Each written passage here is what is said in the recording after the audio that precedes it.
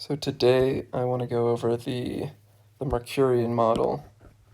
What is the Mercurian model? Because I reference this model a lot. And this model is the gateway to creation.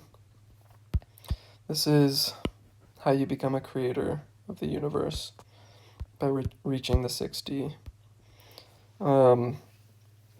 Basically, the model goes over the duality matrix, what two forces govern our 3D reality, right? Many people are familiar with Lucifer.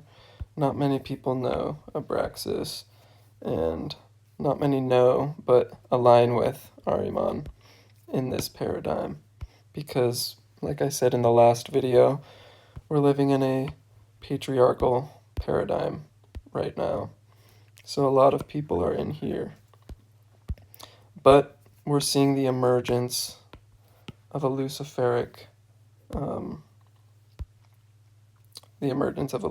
energy in the collective. So these three names, where did I get them from? I actually got them from Rudolf Steiner, who believed that Lucifer and Ahriman are two opposing forces that influence humanity. Okay. And he got Ahriman from Zoroastrianism. Ahriman is what they consider the evil spirit, the opposition, destructive evil spirit. And he is the main adversary to Ahura Mazda, who is the Lord of the Wisdom, God of the Sky. And what's interesting is that wisdom is associated with gnosis, knowledge, spiritual knowledge. And there's a lot of spiritual knowledge that was being gatekept in the Abrahamic religions, in the creation story. So we'll get into that. Let's go over the etymology. What do these names mean? So Lucifer, we know, is the light bearer, or the bringer of light. And what is light? Light is, again, knowledge, but even more specifically, light is gnosis. And we'll get into a brief explanation of what Gnosticism is for those of you who don't know, but gnosis comes from the Gnostics, and the Gnostics believed that there was a higher power, the all, they call it, the pleroma, where source, here, wait, I can do a little,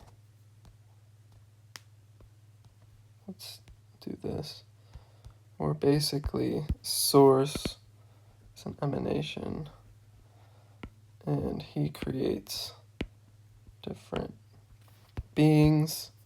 He eventually creates Sophia, and then Sophia creates the demiurge, and then the demiurge creates the world that we're living on, right? So the demiurge, let's just use a round object for the earth. Basically, we have a mountain here. We have the Garden of Eden right here. The demiurge created people, right? And these people were living in Eden. And we've already talked about Eden being the 6D frequency. But at the time, the demiurge, aka Sky Daddy,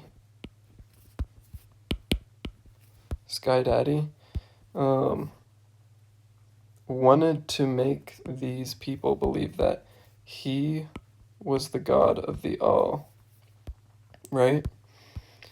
Not the actual Father, quote unquote Father, who is the unknowable God. The unknowable God, right? And so the demiurge tricks these people, the people in Eden, to worship him and only him. This gives him power, right? And this God eventually becomes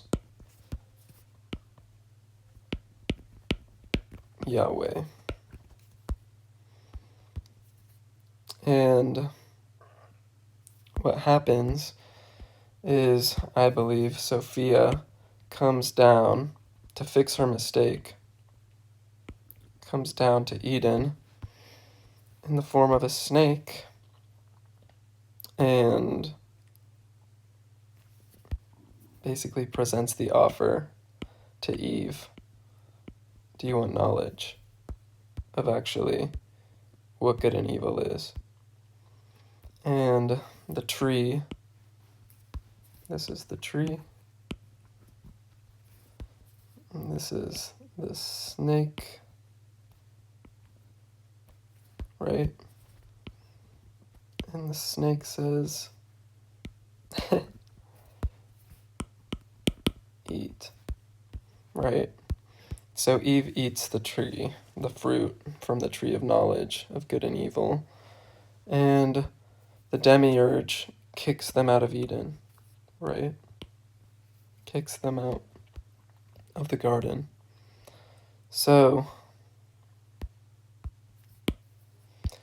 in the Abrahamic religions, Ahriman is Yahweh. Ahriman is the demiurge. Okay? So in these sacred texts that were created, let's draw a Bible, they made Lucifer the devil, when actually that is not truly the case.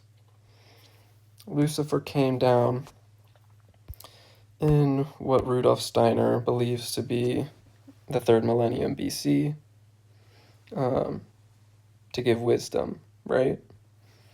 To give wisdom to the people who are ignorant of who the Father really was, right? Who the true creator really was. But that's a grossly simplified explanation of Gnosticism. Please do more research, okay? Anyways, what we have on the left side is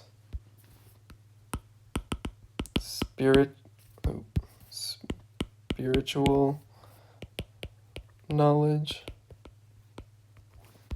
and this is material constructs, right?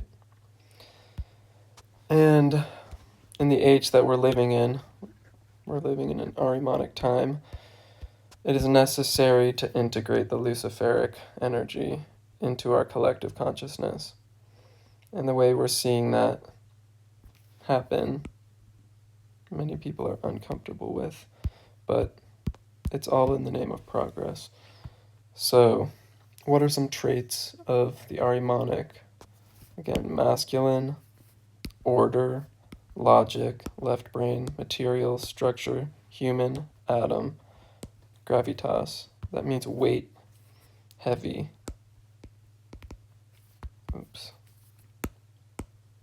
Heaviness, if that's how you spell it. And on the Luciferic path, we see feminine, chaos, emotion, right brain, spirit, nature, animal, Eve, levitas, which is, again, lightness. So, this is the Duality Matrix. And in the 3D, we're often pushed to the extremes of this duality matrix, where we have religion functioning as the moral compass based in text, material structures, literally churches, when it's very clear that God doesn't reside in any temple or structure or building, right? God is all around us all the time. But that's been lost in translation, obviously. A lot of order.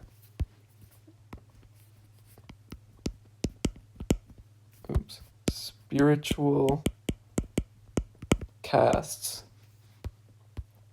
right? This is why in the last video I said the age of the guru paradigm is also coming to a close. But they helped balance in the time where religion was very prevalent. Gurus were presented to the collective, especially in the West, to help balance out the severity of what religion could do, which is never good and leads to wars, and we know all of this, right? So who is Abraxas? Abraxas is an interesting archetype, figure, god in the Gnostic pantheon, I guess, which they don't really have a pantheon, but he's a figure in Gnosticism that represents the merging here, the merging of these dualistic forces. And in the right hand, you see the black sun, or the cosmic sun. Usually, the solar sun is depicted with straight rays, right? This is the solar sun. But the black sun is usually all curved rays of light. But in this depiction, you see that there are both, which pertains to the balance of this figure. And on the left hand, he's holding the whip. This is mastery over the material realm, right? And this is mastery over the spiritual cosmic realm. And where this balance meets is in the 6D. And you can see, I named this Mercurian because Hermes is the bridge, right? So from here, the next dimension of consciousness is the 7D, which is the mountain, or Mount Olympus. Hermes has the ability to go to the mountain, to the gods, to the land of the gods, to communicate with them and bring back codes for the 3D collectives, right? And so in my depiction of Abraxas, instead of a rooster head, I kind of made him half rooster, half Hermes. And also dark and light, right? The duality. Notice the arms are up and down. Who else has arms going up and down? That's Baphomet. And Baphomet has different connotations, but their energy is the same. And many people don't actually know what Baphomet represents. Most people believe Baphomet or Abraxas, both of them, can represent evil, but actually, if you look at Baphomet, it's a goat head, a woman's breasts, and masculine arms or something. But it's an amalgamation of all of these energies combined. This is what this represents. And actually, what's even more ironic is that I could literally just call this Christ.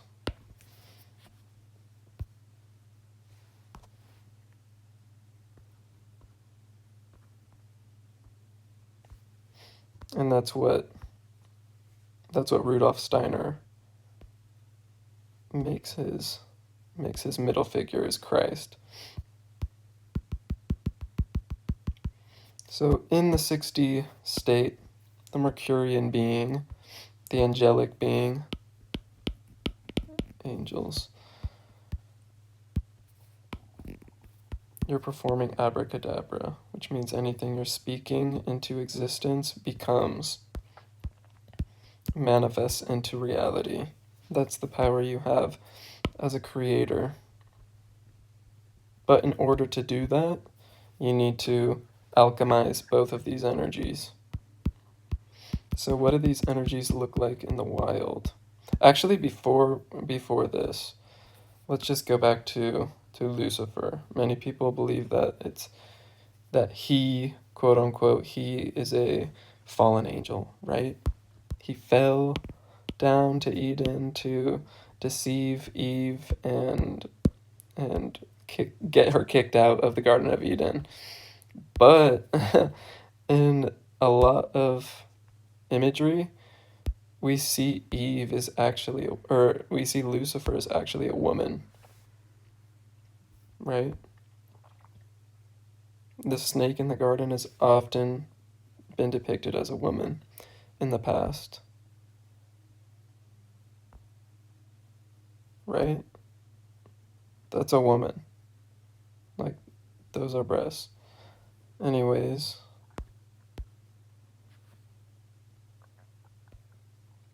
so what do these energies look like in the wild? And they look like Hegelian dialectics. Always, I mean, oh my gosh, I have to show you Squid Games. Just the color theory of Squid Games is exactly this. We have the red-blue shift. So red, blue shift. We have conservatives and liberals.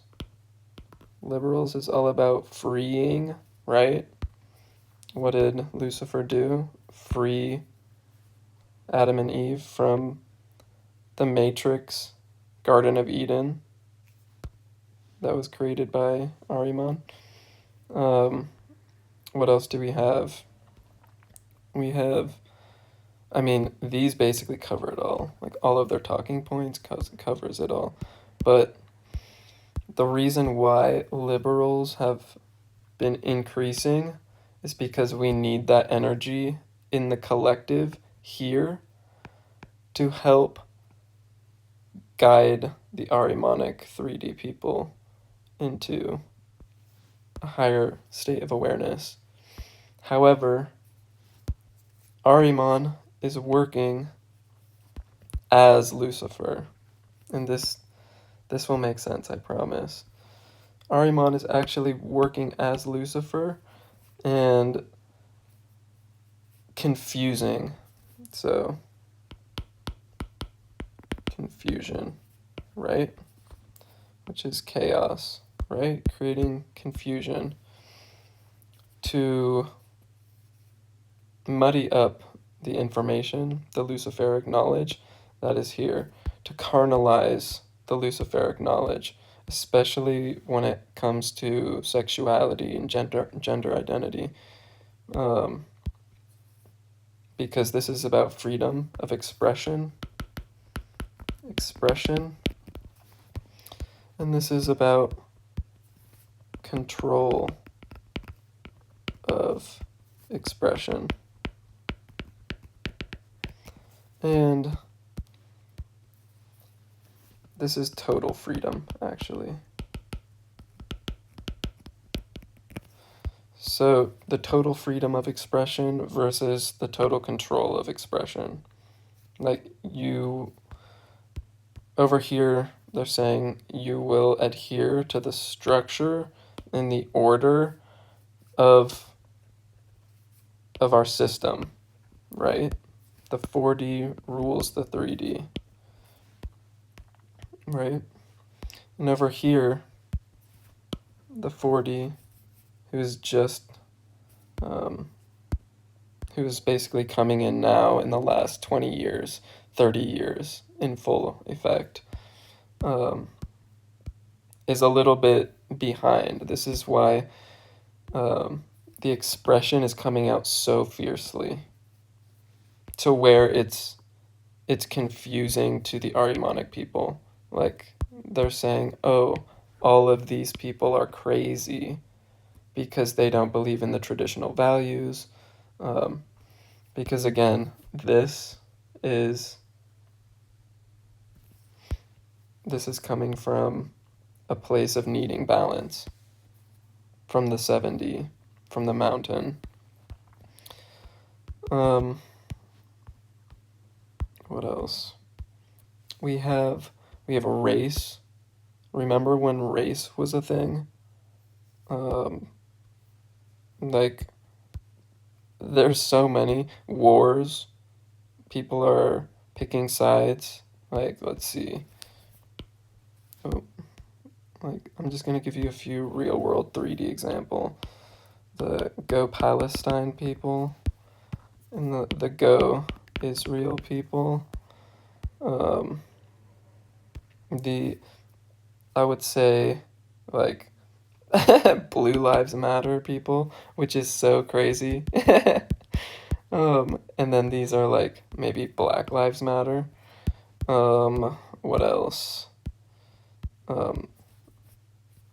Like queerness versus traditional values, right? Gender roles. All of this is on this 3D axis. And each of these energies needs to integrate the other to reach 5D. Remember, this is our goal for the collective. Like, hopefully within my lifetime. But this is the goal for the collective. Because once we're here in the 5D consciousness, remember how I said the 4D is ruling the 3D? The 4D is still not balanced. It's off balance.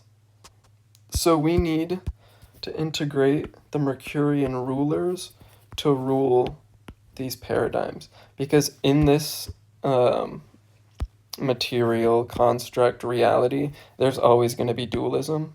There's always going to be dualism. It's the reason why this construct exists is for us to learn lessons. It's about the severity. It's about how do we get away from the extremes of the Kali Yuga, and maybe we have first maybe we have, hold up, an age where the collective is in the 4D for a short time. Where the collective is in the 4D for a short time, and the rulers are 5D, the genies. And this would happen after a reset, basically.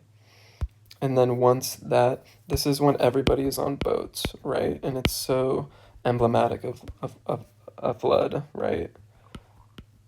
So everyone is on boats. They're sailing in their squads, their soul families, helping to create order and balance. Remember I said the kingdom is in the 60.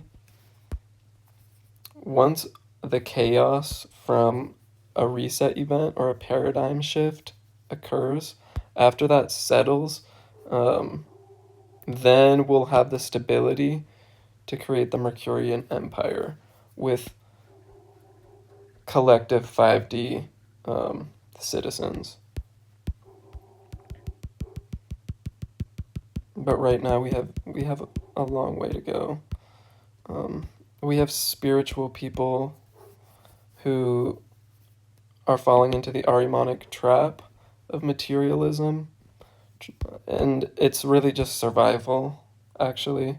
It's like the monetary system is so messed up that like we have to make money somehow, and we're being forced to play in a game that we don't actually want to play in, but because things are so imbalanced, we're forced to play in this game, right?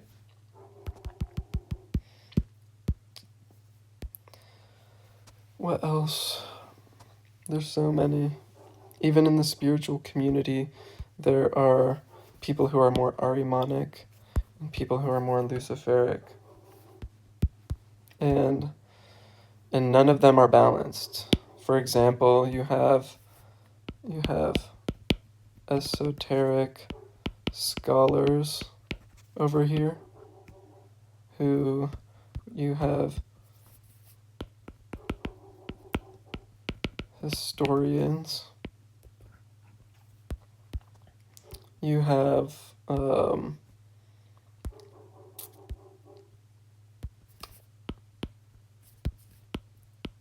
symbologists who are really masculine. They're using their logic to uncover the truth, right? Let's say this is truth. Let's say this is truth. So they're using their logic, their masculine, their mind, like I said, the mind is masculine, to understand and make connections based off of maybe historical texts,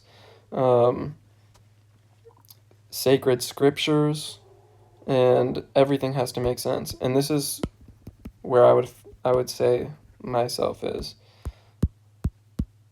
I would consider myself more Ahrimanic because I like researching. I like the research behind spirituality, as well as embodying it, but I'm more so attached to tangible things, right? It's to help understand what's happening, right? This is why this entire system, only an Ahrimanic person, or only an Ahrimanic leaning spiritual person can even make models and structures like this. Remember? Structure. The difference between Ahrimanic and Luciferic is that this is about feeling,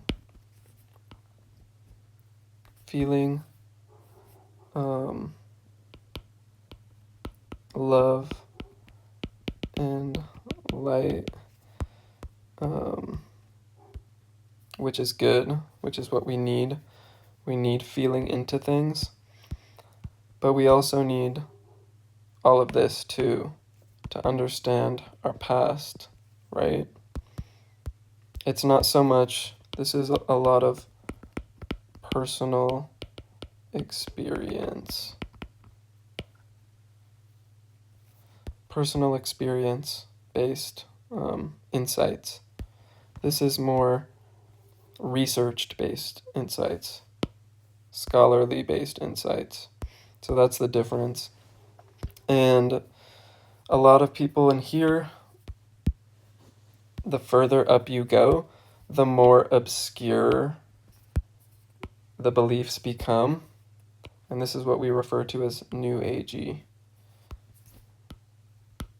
New Agers, right? Because they don't have a foundation in the reality of our construct. We have people who claim that they are from Atlantis. We have people who say they talk to the Pleiadians and the Pleiadian frequency without an understanding of any esoteric traditional research, traditional history. And so what this creates is a lack of frame of reference. They're lacking a frame of reference. Whereas here, it's entirely based off of frame of references. And so this is good to help us feel into and begin embodying the angelic. And this, in the Ahrimanic spirituality, is good for us to start embracing the truth in the way that history and esoteric traditions have taught us in the past, and together we can evolve both. It's like you need your left brain and you need your right brain to ascend. You can't just spiritually bypass over here and believe in something that only you believe in and then try to teach other people without any frame of reference for how this information came into the field. Because then we're creating egregores,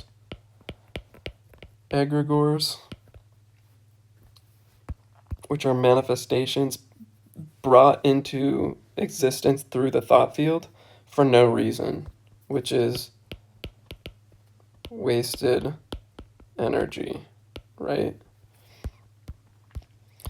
The wasted energy in the Ahrimanic side is getting trapped in the text, getting trapped in what has been said before, trying to figure out each incremental truth until you reach what you think is the truth, and then you realize it's not, so then you have to reframe. And this is a good starting out point because it helps you create a great foundation for gnosis, right? However, if you keep doing this, you're just going in circles at a certain point.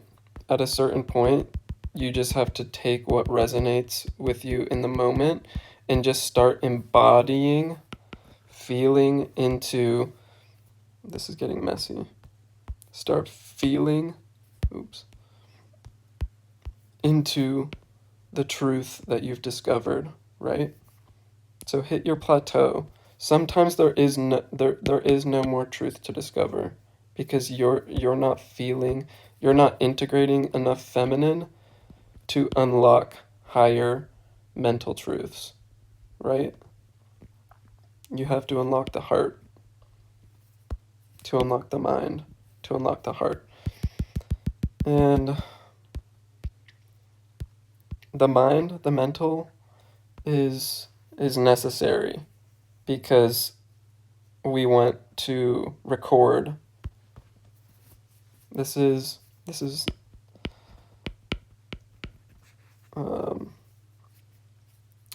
I don't know how, let's call it the construct records.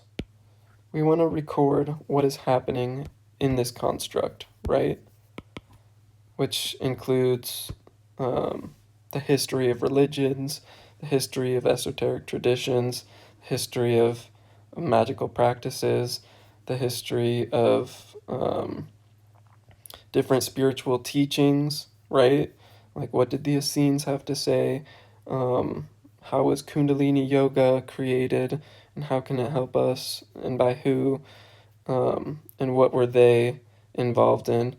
And this is all the mental of trying to understand how we got to where we are, right? And the Luciferic is the Akashic record, right? So the Akashic records are up here, And people feel into it. They feel into the Akashic records. People over here who are also tapped into the Akashic records become people like Rudolf Steiner, right? Because they're tapping into the feminine field, which is the Akashic records, the water, the fluid, the fluidity of information that is permeating our reality. And this is actually the 13D, the etheric field, the Akashic records, right? This is just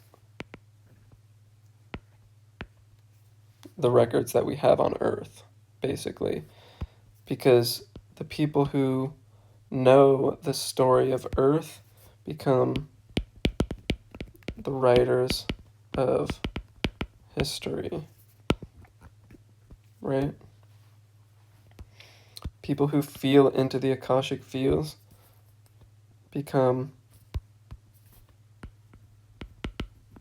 the creators of lore, right? And so the whole point of becoming a Mercurian being is so we know that this is not all truth. And we definitely know right now that that the history is not all truth, right?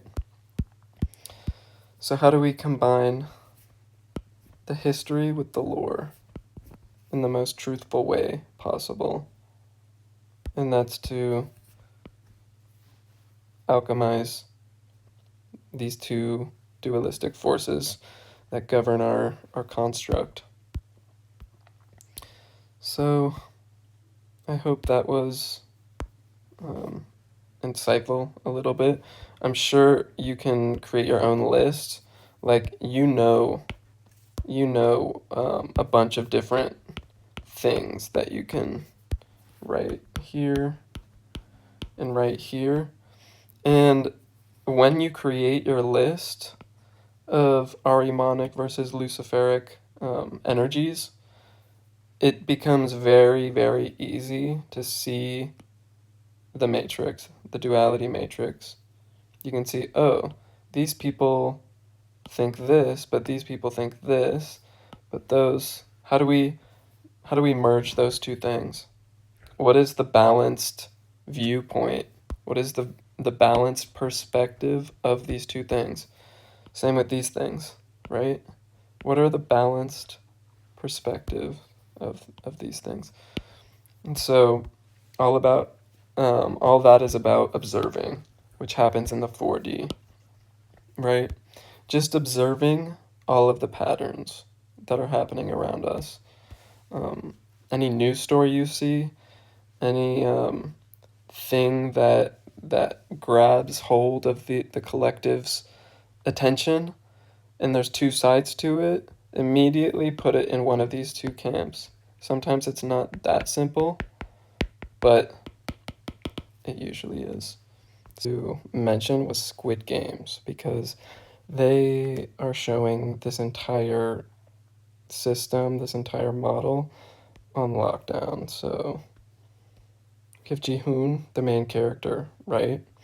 This entire series is about choices, basically. It's about division programming. It's about how the collective never really wins, right? And that's on full display. And we see Ji-hoon here, poor guy.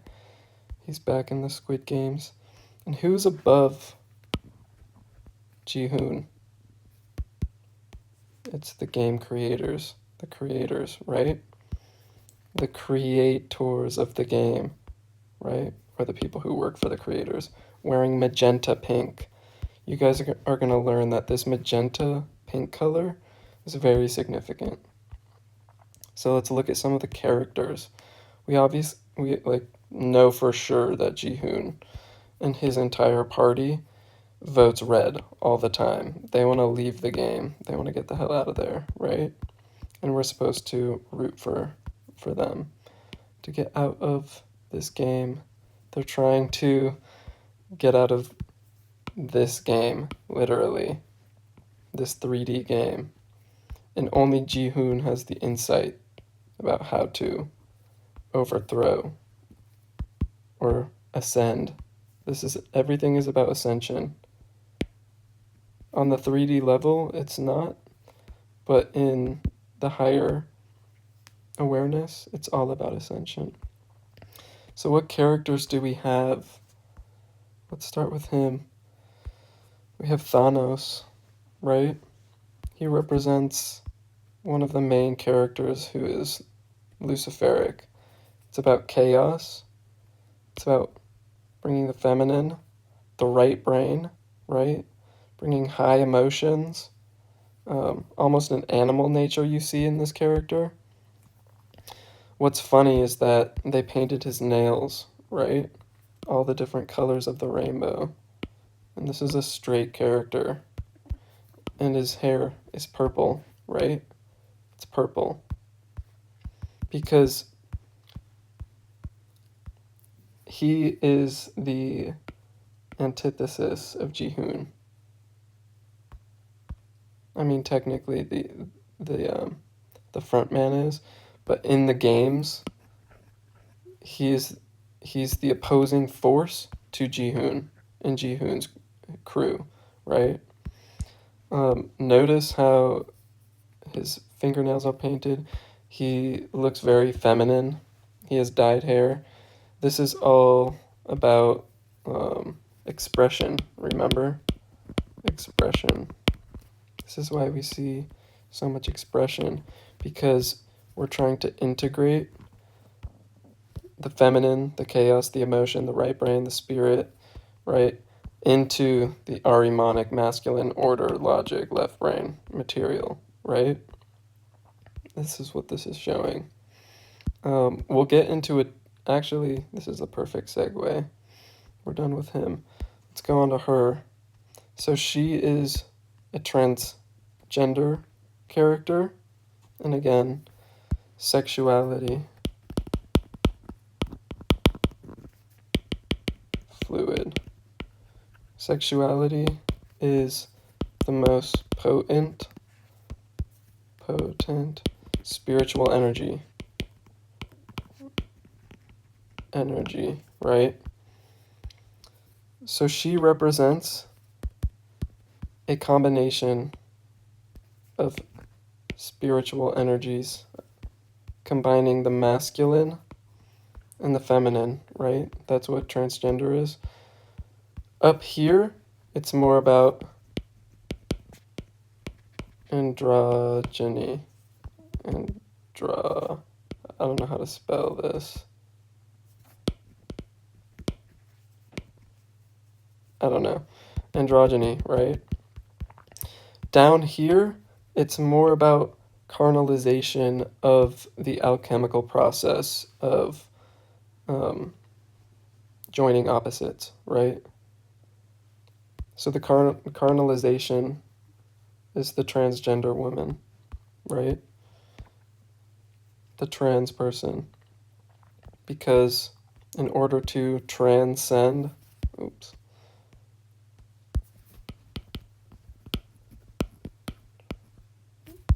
transcend, right?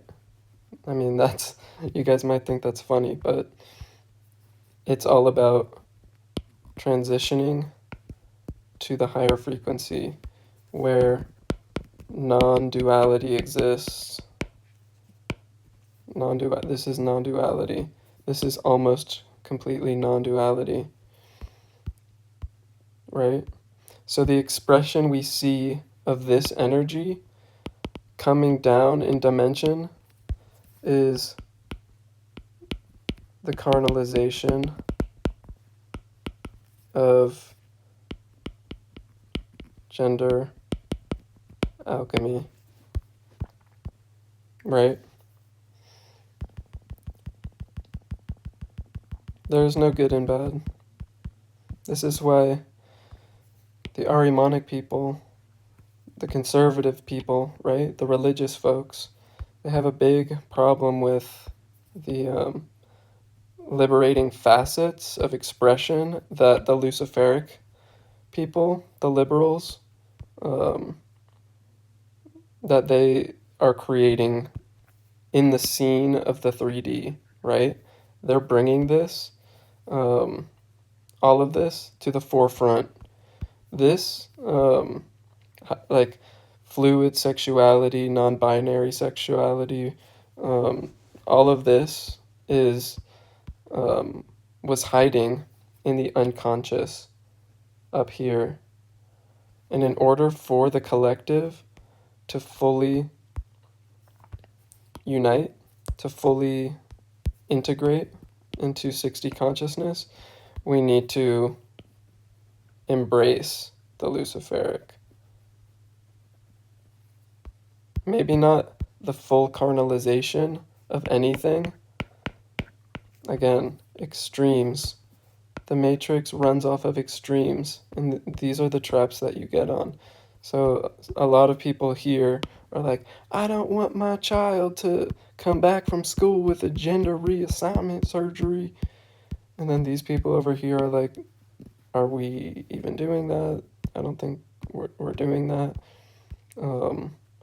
It's just Hegelian dialectics back and forth, right? It's the red and the blue, the red and the blue. And then you vote and you have your badge. Literally, you are a player in this game of death. Remember, the 3D is the realm of the destroyer, right? The realm of the destroyer, death, Hades realm, the underworld. Like you, this is you right now, and you don't even, I mean, not you, the collective. Like, this is the collective. This is us when we're operating from a collective frequency, right? So, what else do we have here? Again, we have the choice, the blue and the red pill, literally from the movie The Matrix. From the movie, what is this called? The 3D is The Matrix. Like, it's right there in plain sight. And in Squid Games, Ji-hoon knows that this is pointless. Fighting about the red and the blue is pointless. We're past that. We're beyond that. I've already been in this game. I'm done with this game. That's what he said. I've played this game before. We have to go for this. We have to go for the magenta, for the 6D frequency. That's what I'm after. See? So that's Squid Games in a nutshell. But this entire chart has to do with sexuality at the end of the day. This is feminine force. This is masculine force. So I'm going to make an entire video about how this works sexually, because and how it manifests in the 3D, in the 4D, in the 5D as sexual expression, sexual orientation, because all of this is super important in the ascension process, and there's a lot of confusion on both sides, but it will be all made clear. So yeah, that was Squid Games. That was the last thing I wanted to show you. I actually forgot to record it. So I'll see you guys next time.